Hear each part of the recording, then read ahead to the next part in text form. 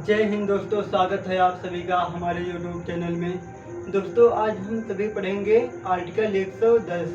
दोस्तों आर्टिकल 110 क्या होता है? दोस्तों आर्टिकल 110 को हम धन विधेयक कहते हैं। दोस्तों धन विधेयक किसे कहते हैं?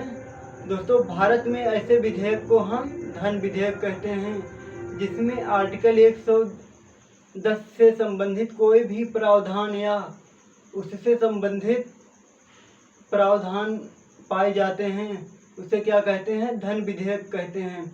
लेकिन जो है आर्टिकल 110 से बाहर का कोई प्रावधान नहीं होना चाहिए। दोस्तों सबसे पहले धन विधेयक को लोकसभा में पारित किया जाता है और इसे साधारण बहुमत से पारित किया जाता है। दोस्तों उस लोकसभा से प्रस्ताव पारित करने के बाद इसे राज्यसभा में भेजा जाता है। उसके बाद राज्यसभा इसे 14 दिन के अंदर तक पारित करती है। यदि राज्यसभा इसे 14 दिन तक नहीं पारित करती है तो इसे राज्यसभा के द्वारा पारित मान लिया जाता है। दोस्तों इस तरह राज्यसभा जो है एक शक्तिहीन होती है। इसलिए दोस्तों जो है यह विधेयक राष्ट्रपति से पूर्व अनुमति के बाद ही लाया जाता है तथा इसमें संयुक्त बैठक का कोई प्रावधान नहीं है। दोस्तों अब इसी तरह से हम लिखकर पढ़ते हैं।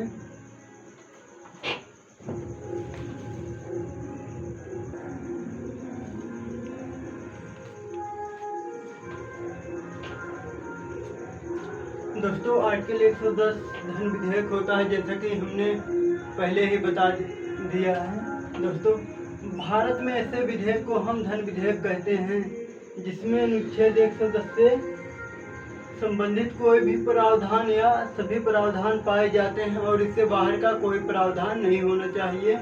दोस्तों इसे हम धन विधेयक कहते हैं।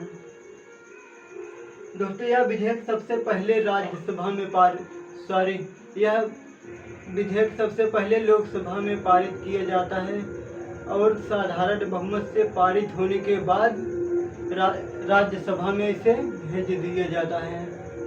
तो उसके बाद राज्यसभा इसे 14 दिनों तक अपने पास रखती है और 14 दिनों के बाद यदि राज्यसभा इस विधेयक को नहीं पास करती है तो राज्यसभा जो है अपने आप ही राज्यसभा द्वारा इसे अपने आप ही पारित समझा जाता है।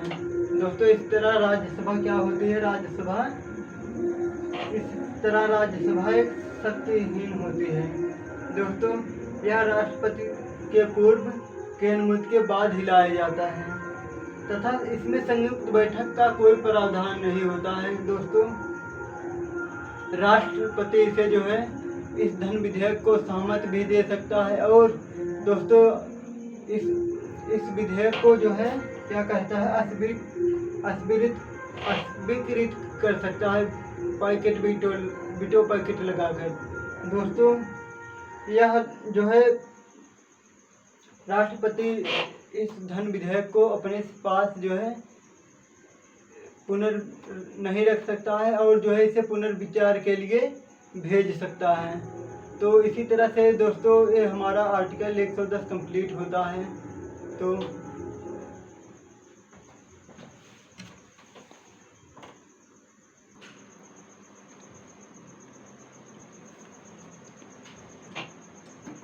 दोस्तों अब हम सभी वित्त विधेयक के बारे में पढ़ेंगे।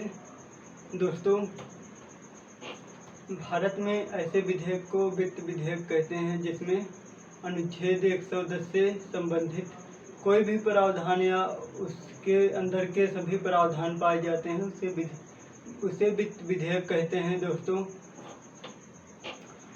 जो है लेकिन अनुच्छेद 110 से बाहर का कोई प्रावधान नहीं होना चाहिए। दोस्तों इसको शामिल